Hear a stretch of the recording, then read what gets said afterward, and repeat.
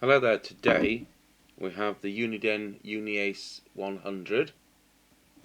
I thought this might be especially useful to Stuart the electric man because he's got an audio line 340 that he's struggling with. But in actual fact, I've just realised the difference between the Uniden Uniace 100 and the audio line 340 is that on the Uniden 100 here we've got PA, whereas on the audio line you haven't. And that's a shame, because with you having an audio fault on receive, that would help you a long way. Just in case there's a problem around the microphone socket, Stuart.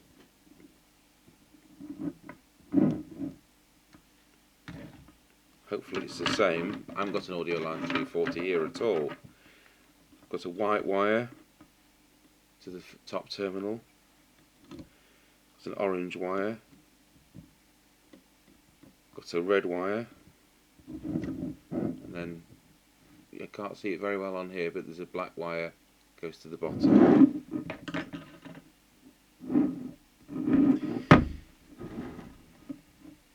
That was a just in case. And the VCO testing at resistor 52, which is the test point.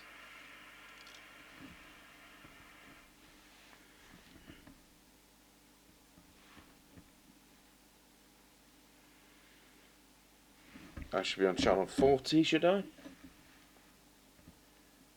Yes. And we should have approximately 3.5 volts on really both transmit and receive. I've got 3.5 volts on transmit, 2.5 on receive. I'm just going to adjust the VCO fraction .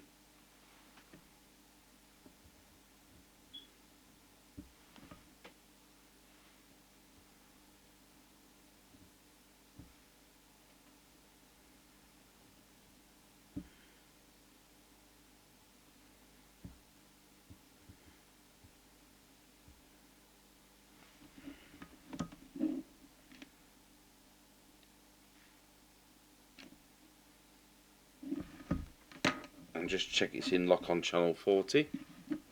Sorry, on channel 1. And it is. You never know what's happened to these things. This isn't a customer's repair. This is one which I found under one of the other engineers' benches. I think it's been there 2 years, and I just wonder why he didn't finish it. So there may be an interesting surprise. I can't be bothered to ring him to find out, and he probably wouldn't remember anyway. Right, so I was having checked the VCO.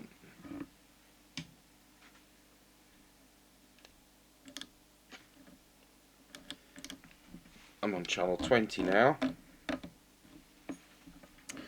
And L16, zoom in a bit,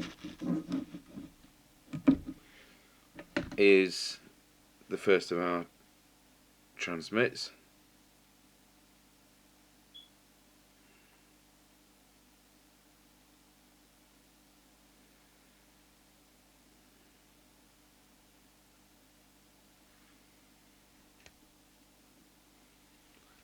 The radio is already doing 3 watts.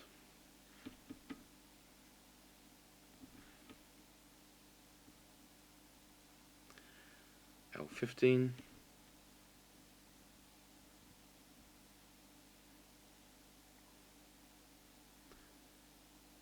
L13. Incidentally, I never did say which was which. When you're doing the VCO, the test point is resistor 52.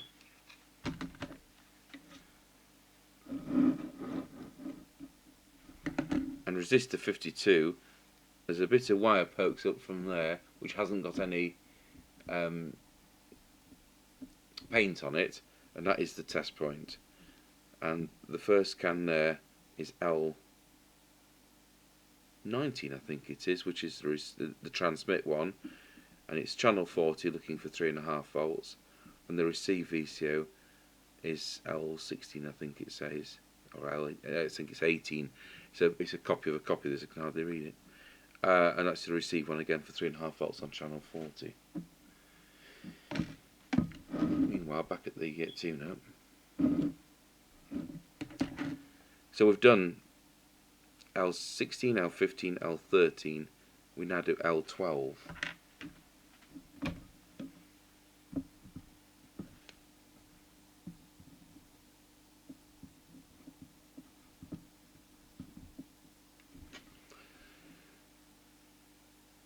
And then we go on to L10.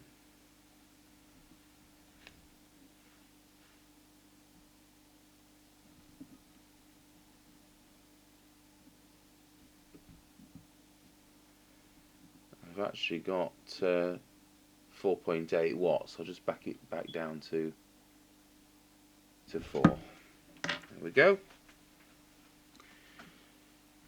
Now on this chassis you can't set the frequency, so it's totally governed by the stability of the oscillator crystal there, and it's supposed to be 27.79125, 27.79143. That's absolutely fine. It's well within tolerance. The next thing we'll do is check that we've got 4 watts showing on the meter. And what we've actually got is virtually across to the other side.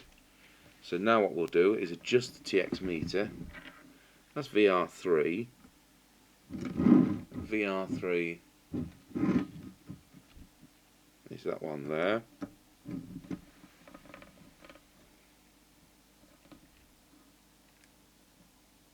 And that's a bit dirty, so we'll just give it a quick spray with the service oil switch cleaner, waggle that around, and try again.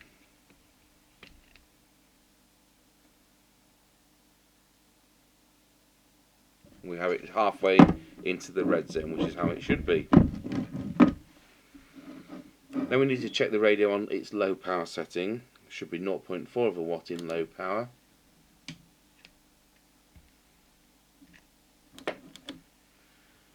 And this radio is doing 0.25 of a watt. Just in case that preset's dirty.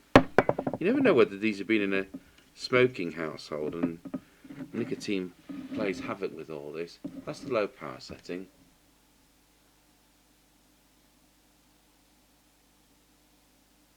And there we have it. That's 0.4 of a watt. And now we'll go for deviation. Switching our handheld oscillator on, which we have here.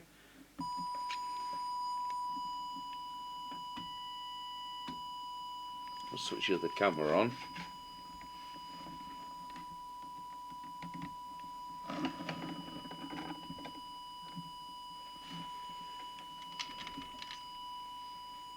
And we should have 2.5 kilohertz of deviation on that right hand oscilloscope, and the adjustment for that is VR5. VR5 is just down there by the single inline IC. I now have 2.5. Just check it with whistle test. Spot on.